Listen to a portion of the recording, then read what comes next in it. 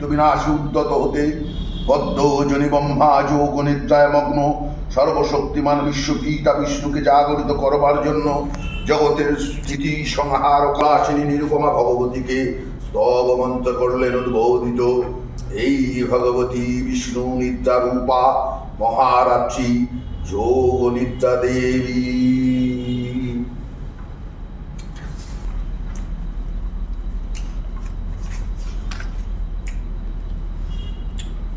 स्वाधा तंहि वसतकार सरात्मिका सुधा तमेश्वरे नित्ये तीधा मत्तातिका स्थिता अद्दमत्ता स्थिता नित्वा यामिशर्य विशेषता तमेव शान्ता विच्ची तंग देवी जननी परा तैत्ता धर्यते सर्वं तैतत्सृज्यते जगत् तैत्ता पल्लते देवी तस्सन्ते च सर्वदा विशिष्ट सृष्टि रूपात्तं स्थिति रूपा च पालने तथा संहति रूपन्ते जगोतस्य जगन्मये महाविद्या महामाया महामेधा महास्मृति महामोह च भवति महादेवी महासुरी प्रकृतिस्संस हि सर्वस्य गुणत्रय विभाविनी कालरात्रि महारात्रि मोहरात्रिश्च दारुणं त्वां शीतमेश्वरी त्वां स्तंग बुद्धि बुधलक्षणा लज्जा पुष्टिस्तथा तुष्टि शांति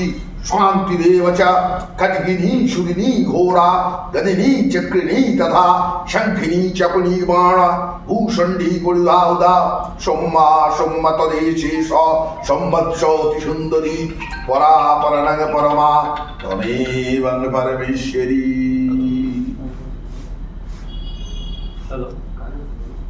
দেখুন, কাজের জায়গা একটা আলাদা জায়গা। সেখানে আমি মুখ্যমন্ত্রী মমতা বন্দ্যোপাধ্যায় আমাকে একাধারে বিধায়ক করেছেন, একাধারে ভারতবর্ষের বৃহত্তম জেলার সভাধিপতি করেছেন।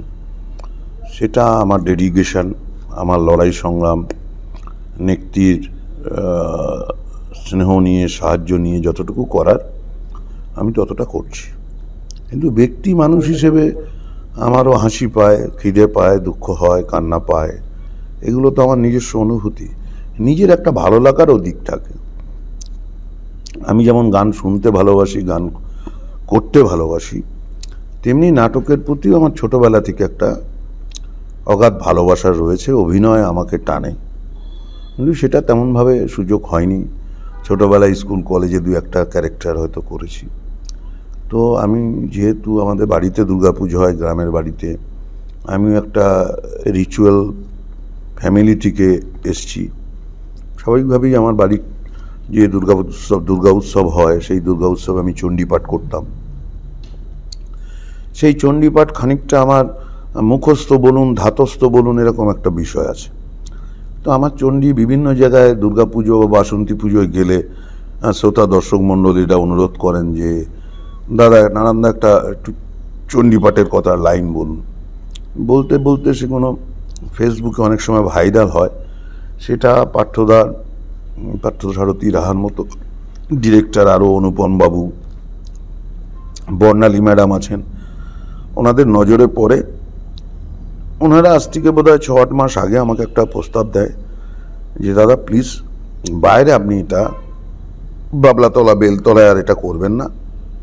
আমাদের নমস্তস্যই নিয়ে সিনেমা হয়েছে, বীরেন্দ্রকৃষ্ণ ভদ্র, বাণী কুমার চট্টোপাধ্যায়, পঙ্কজ মল্লিকরা আকাশবাণীতে ধারাবর্ষ দিয়েছেন অডিও, কিন্তু সিনেমা হয়েছে, কিন্তু লাইভ থিয়েটার কখনো হয়নি। এবং যেটা ওনাদের ফিলিংস, আরও সিনিয়র অনেক বর্ষিয়ান অভিনেতা আছে, অনুপম বাবু, অনুপম দা, ওনাদের যেটা ধারণা যে না হওয়ার কারণ হচ্ছে বীরেন্দ্রকৃষ্ণ ভদ্রের ওই শ্লোক বলা, সংস্কৃতের ওই শ্লোক বলা লোকটার বোধহয় অভাব। আমি যতটুকু ওনারা আমাকে জ্ঞাত করিয়েছেন, মানে এই কথাটার দায়িত্ব আমি নিতে পারলাম না আর কি, অভাব। সেই জায়গায় ওনারা মনে করেছেন যে আমাকে দিয়ে সেটা পূরণ হতে পারে। আমার ওই প্রোগ্রাম লাইভ, যেটা চণ্ডীপাঠের মুহূর্তটা ওনারা শুনেছেন, সেই জন্য তো এই অফারটা দীর্ঘদিন ধরে দিচ্ছিলেন। কিন্তু লোকসভা নির্বাচন থাকার জন্যে বা বাগদায় বাই ইলেকশন থাকার জন্য আমি সময় দিতে পারিনি। এখন আমি সময় দিয়েছি, মনস্থির করেছি এবং এইটা করব। অশোকনগর প্রতিবিম্বর প্রযোজনায় নমস্তস্যই নাটক, যার নাট্যকার লিখেছেন পিয়াল ভট্টাচার্য, নির্দেশক পার্থসারথী রাহা। তাদের প্রোডাকশানে আমি কাজটা করছি। সম্ভবত আগামী 29শে September Academy of Fine Arts Kolkata, সেখানে প্রিমিয়ার শো হবে এবং উদ্বোধনী অনুষ্ঠান হবে 2রা অক্টোবর কলকাতা রবীন্দ্র সদন। এই দিয়ে আমাদের যাত্রা শুরু। এটা আমি একজন থিয়েটারের ছাত্র হিসেবে এটা আমার কাছে একটা অন্যরকম পাওয়া এবং একটা অন্যরকম অভিজ্ঞতা। আজ থেকে প্রায় বেশ কয়েক মাস বা বছর আগে আমি সোশ্যাল মিডিয়াতে একটা ভিডিও দেখি, সেখানে এক ভদ্রলোক চণ্ডীপাঠ করছে। তো দেখে আমার চোখ আটকে যায় সোশ্যাল মিডিয়ায়, মোবাইলের স্ক্রিনে। তখনও নারায়ণদার সাথে আমার ব্যক্তিগত পর্যায়ে আলাপ পরিচয় হয়নি, পরবর্তীকালে আলাপ পরিচয় হয়েছে। তো তখন থেকে আমার মাথার মধ্যে এই নমস্তস্যই নাটকটা, এটা নিয়ে একটা ভাবনা চিন্তা শুরু হয় যে এই ভদ্রলোককে যদি আমি অভিনেতা হিসেবে পাই তাহলে এই নাটকটা আমি করব। নাট্যচর্চায় আমারও বেশ কয়েক বছর হয়ে গেছে।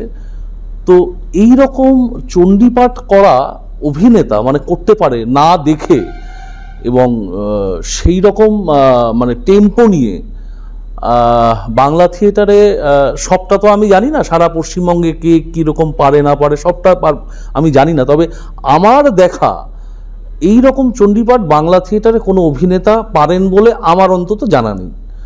তো আমি তখন থেকেই মনস্থির করি এই ভদ্রলোকের সাথে যদি আমার যোগাযোগ হয়, আলাপ হয়, তাহলে আমি এই নাটকটা করব।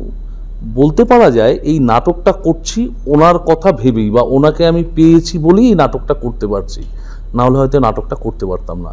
এবং এই নাট্য নির্মাণ পর্ব আমাদের শুরু হয়ে গেছে এবং আমার খুব ভালো অভিজ্ঞতা হচ্ছে, কেননা এই মুহূর্তে নারায়ণদা রাজনৈতিকভাবে এবং প্রশাসনিকভাবে খুবই ব্যস্ততম মানুষ আমাদের এই জেলার। ওনাকে অনেক প্রশাসনিক কাজ এবং রাজনৈতিক দায়দায়িত্ব, দলীয় রাজনৈতিক দায়দায়িত্ব সামলাতে হয়। কিন্তু আমি অবাক হয়ে যাচ্ছি যে আর 5 জন নিয়মিত নাট্য অভিনেতা বা নাট্যশিল্পী যেভাবে সময় দেন রিহার্সালে, যাদের আমরা এক কথায় প্রফেশনাল শিল্পী বলি, নারায়ণ গোস্বামী তাদের থেকে কম কিছু নয়, এটা আমার অভিজ্ঞতা। এই নারায়ণ গোস্বামীর ভিডিও দেখে তারপরে যোগাযোগ করার এই রাস্তাটা কতটা মধুর ছিল? হ্যাঁ, এটা এই কাজে আমাকে সবচাইতে যে সাহায্য করেছে, বা তার কথা আমাকে একটু বেশি করেই বলতে হবে, সে হলো বর্ণালী দে। বর্ণালী আমার ছোট বোন, ভ্রাতৃ সমা। ও আমার দল অশোকনগর প্রতিবিম্বর একজন সদস্যা এবং সে দীর্ঘদিন, প্রথম থেকেই। ওকে ধন্যবাদ দেব না, কিন্তু এই যোগসূত্র স্থাপন হয় বর্ণালীর মাধ্যমে।